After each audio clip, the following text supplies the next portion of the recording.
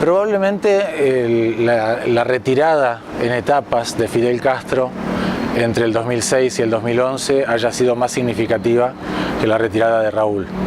O sea, de acuerdo con la lógica del poder en Cuba, los dos fueron personas muy importantes que desde el primer momento de la revolución mantuvieron un protagonismo muy grande.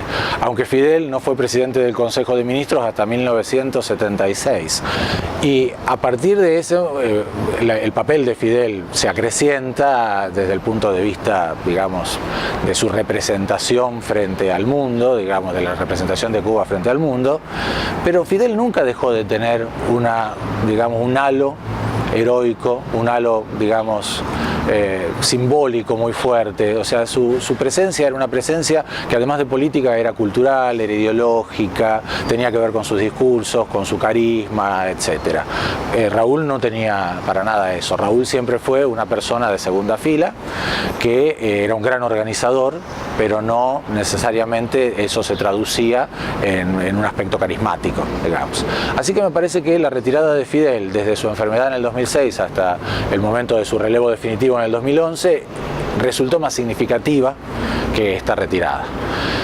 Es un cambio de época, pero probablemente el cambio de época no venga dado tanto por la figura de Raúl, que se retira y que tampoco se retira del todo, sino que es algo que se produce también en etapas, sino que venga dado por el hecho de que Miguel Díaz-Canel es alguien nacido después de la Revolución.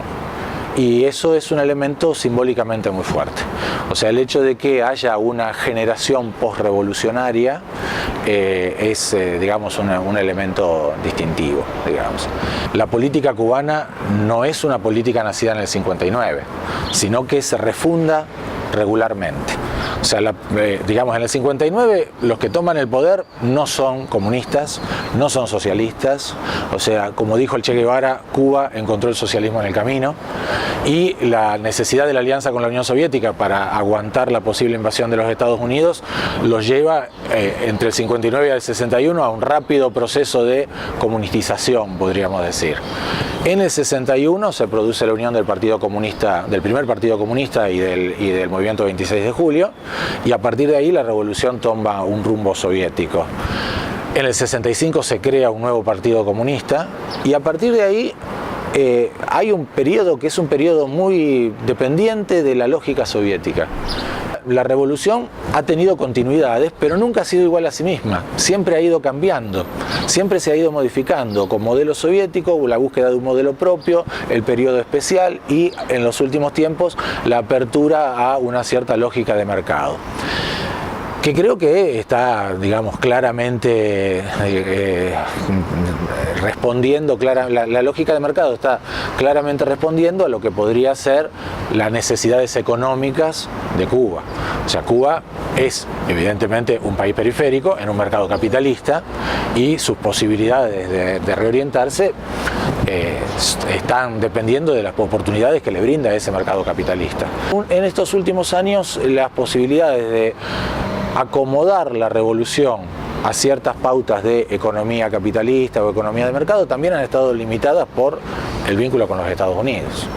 O sea, los Estados Unidos ha tenido una apertura hacia Cuba en la época Obama, sobre todo bajo la lógica de que durante 50 años no se había conseguido nada, y de que la diplomacia y la venta de Coca-Cola iban a ser más efectivas que mantener el estado de guerra latente o de tensión latente que hay con Cuba. Lo que sí hay algunos elementos de continuidad que creo que Díaz-Canel va a mantener. Por ejemplo, el papel del ejército. O sea, el papel del ejército es muy importante desde el 59, con las milicias castristas, hasta la militarización de los 60, la militarización de la vida política de los 60, y en adelante la continuidad del ejército en la fijación de políticas ha sido muy grande. A ver, probablemente no haya una alternativa a la revolución. Más allá de que la revolución ya no sea lo que era en el 59 o en el 65 o en el 75, etc., no haya una alternativa a la revolución en el sentido de que la revolución es básicamente en Cuba un elemento de unidad nacional y frente a un vecino muy poderoso, digamos. Y eso ha hecho que el sistema político cubano esté muy permeado por las Fuerzas Armadas. y que los cubanos en general hayan pasado por las Fuerzas Armadas. Díaz-Canel tuvo en algún momento participación en Nicaragua, digamos en misión en Nicaragua, o sea que el Consejo de Ministros en pleno, el Comité Central, la Asamblea, están absolutamente permeadas por gente que no solamente ha pasado por las Fuerzas Armadas, sino que incluso es militar de las Fuerzas Armadas hoy.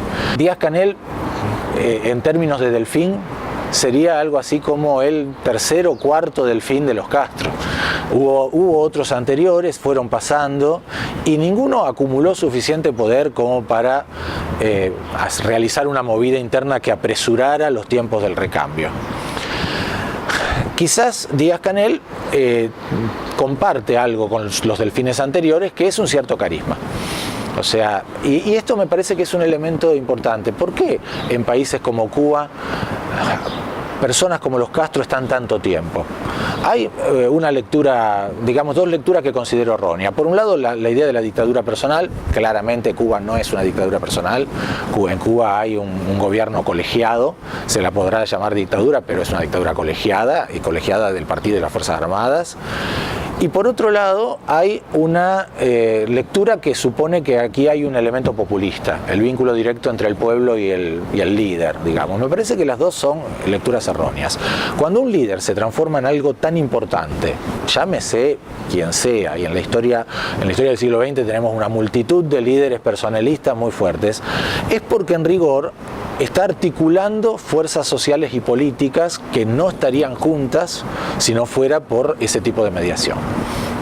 El caso del peronismo es probablemente para los argentinos el caso más evidente, o sea, se requiere algún tipo de figura que produzca la acumulación de fuerzas, la negociación, etcétera, etcétera. Los Castro han sido ese elemento y probablemente Díaz-Canel pueda seguir siéndolo. Eso depende de cuán fuerte sea el funcionamiento del sistema político cubano para adentro, cuánto poder retengan las Fuerzas Armadas, que evidentemente son el factor de poder en Cuba. Y yo diría que Díaz-Canel también tiene ante sí 10, 20 años de gobierno, en el cual la figura de Castro puede llegar a ser una figura gravitante en los primeros 2 o 3 años. Progresivamente, por una simple cuestión biológica, Castro va a tener que dejar el lugar a Díaz-Canel o a su grupo, porque ahí hay otra cosa, que cuánto es lo que se está disputando al interior de los distintos grupos del Partido Comunista Cubano. Claramente hay una orientación hacia la apertura económica de tipo capitalista, pero también hay elementos que plantean que eso debe hacerse resguardando el sistema de salud, resguardando el sistema educativo, y entonces uno supone que no va a haber tantas aperturas en algunos rubros.